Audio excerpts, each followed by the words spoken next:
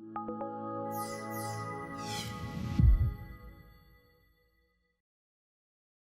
autre vidéo que je vous présente, que j'appelle affectueusement Madame Pauline. Je suis Pauline Landry. Je suis l'aînée d'une famille de 8 enfants. Ma mère était très, très pratiquante, très catholique.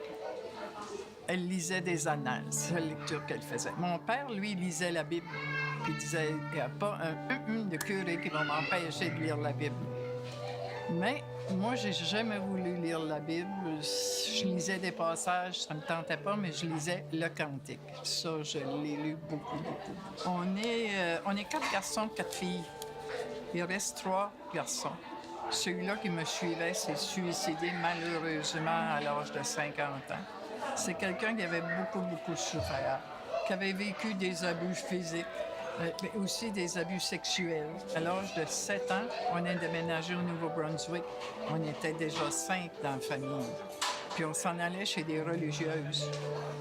Les Ursulines de Québec avaient une maison à Jacket River, au Nouveau-Brunswick. Là, maman est heureuse, on va être avec des religieuses.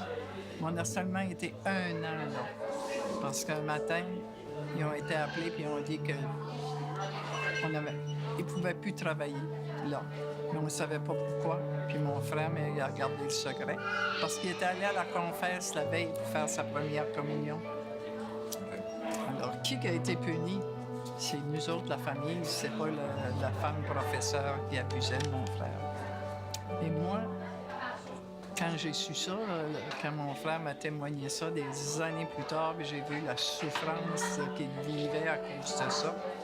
Puis d'autres choses qui s'étaient passées dans la paroisse aussi, parce qu'on ne parlait pas des curés. Un jour, ça nous tomberait sur le nez. Mais à son suicide, ça nous est tombé sur le nez. Fait que j'ai eu beaucoup de peine, j'ai eu beaucoup de révolte. Aujourd'hui, je trouve ça terrible que moi, mes enfants et moi avons vécu sous l'empreinte, sous la force de respecter la tradition de l'Église catholique. Là. J'ai de la difficulté à les pardonner. Fait là, ma réflexion est face au pape. Ouais, pardon, j'ai encore des choses à pardonner, moi, à l'Église. Là. Je m'étais réveillée la nuit pour Isaïe, ces curés-là. Fait que j'ai dit, je vais aller à l'église Saint-Fidèle, qui est tout près de chez moi. J'entendais que les cloches sonnaient. Ça doit être vers 9h30 le matin, ça. Je me prépare le dimanche, je m'en vais à l'église. Je m'installe là, l'homélie, sur le pardon. Je comprenais rien. Puis je suis revenu vers le cégep. Puis là, j'ai croisé une dame qui poussait un carrosse. Puis il fallait que le carrosse bouge toujours, mais j'y parle d'un parc. J'aurais pu tourner à droite, m'en aller chez nous, la laisser seule, mais non, je tourne à gauche et là, comme je dis, il y a un ange ou un apôtre qui m'attendait à 180. C'est quoi ça? Et là, il m'invite à entrer, puis prendre une limonade. La madame, elle a continué. Prendre une limonade, puis un café. Puis là, quand il a vu que j'acceptais d'entrer, il me parle, il y avait un message évangélique. Je continue. Puis il dit, il y a de la musique. Il dit, ça soigne, mais moi, bonne acadienne, hein? Ça fait... je suis entrée. Là, j'ai été accueillie par 2 gentilles dames. Il y en a une qui m'a invité d'entrer, puis à ma surprise, elle passe en avant de moi, elle s'assoit au 2e siège, puis elle me laisse le premier, elle dit, si vous voulez sortir. J'ai dit, wow! Quel respect et quelle politesse. On n'enchaîne pas ici. J'ai écouté, mais à ma surprise, c'était sur le pardon. Alors, je comprenais. Puis, toute l'odeur au niveau du psychologique, du moral, puis physique aussi, que ça pouvait rendre malade. Puis moi, je savais que j'avais eu 2 tumeurs cancéreuses. Je les avais pas eu pour rien, ça. J'avais travaillé ça. J'ai fait beaucoup de thérapie. Mais des thérapies que ce matin, que je considère à la surface, je n'allais pas à la racine. Ça me soulageait pour le moment, mais... Puis là, je continue. Je suis revenu dimanche d'après, là, il parlait du Saint-Esprit. Puis avec le gant de hockey, là, j'ai compris que c'était l'Esprit Saint là, qui m'a envoyé. C'est comme si tout avait été orchestré pour que je sois ici à l'Église. Et j'ai comme retrouvé une nouvelle famille. Mais c'est une église aussi qui travaille dans la communauté. Ça me fait oublier complètement ce que j'ai vécu. Mon âme est encore peut-être blessée. Je sens, il y a des cicatrices qu'on porte. Mais je sais que Dieu m'aime. Il trouve belles mes cicatrices. Puis je les accepte mieux aussi.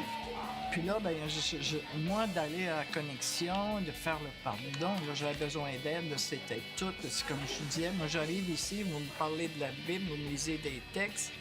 Votre vécu, j'étais comme dans un autre pays avec un nouveau langage. Ce fait-là, ben, le bon pasteur, il m'a dit qu'il y avait une thérapeute. Fait que je rencontre la thérapeute qui m'aide à travailler mon pardon, qui me sensibilise, conscientise aussi aux textes bibliques, comme aux connexions, puis comme ici le dimanche. Mais moi, je trouve que dans la Bible, là, tout est là. Tout... J'ai lu beaucoup de livres de psychologie, j'ai lu beaucoup de choses, mais j'ai jamais lu quelque chose d'aussi vrai.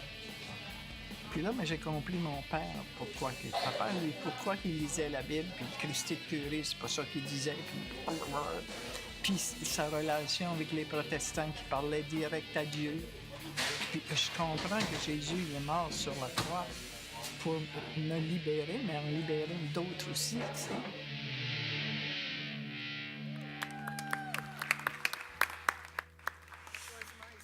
Madame Pauline, je vais vous tenir comme ça.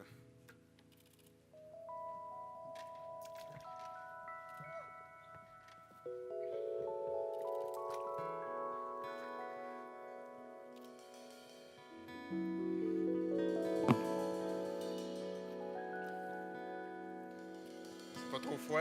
Non, c'est juste la bonne Parfait, excellent. C'est vraiment un honneur de pouvoir baptiser. Je dis affectueusement Madame Pauline.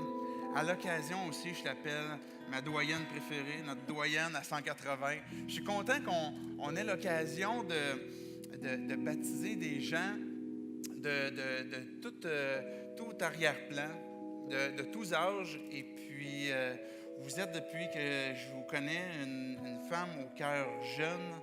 Et cette simplicité que vous avez acceptée, que vous êtes venu à Jésus, malgré ce que vous avez raconté, ces souffrances que vous aviez dans votre passé, je loue Dieu aujourd'hui de voir comment est-ce que vous avez, venu à Jésus simplement et avec votre simplicité de cœur.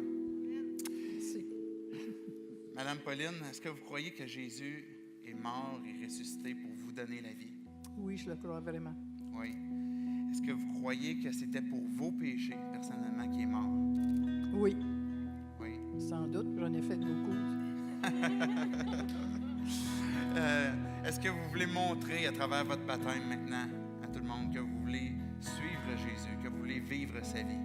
Oui, je veux vivre sa vie. Puis, comme je disais, j'ai fait des bonnes choses dans ma vie passée, là. Mais je n'étais pas connectée à Jésus. Je n'étais pas liée à Dieu. Maintenant, ça va être différent. Oui, maintenant, il y a une relation personnelle. Oui. Oui. Ben, oui. Ça, c'est juste pour vous réchauffer parce que vous allez applaudir aussi à la sortie. Madame Pauline, c'est vraiment un plaisir pour moi, un honneur de vous baptiser. Au nom du Père, du Fils et du Saint-Esprit.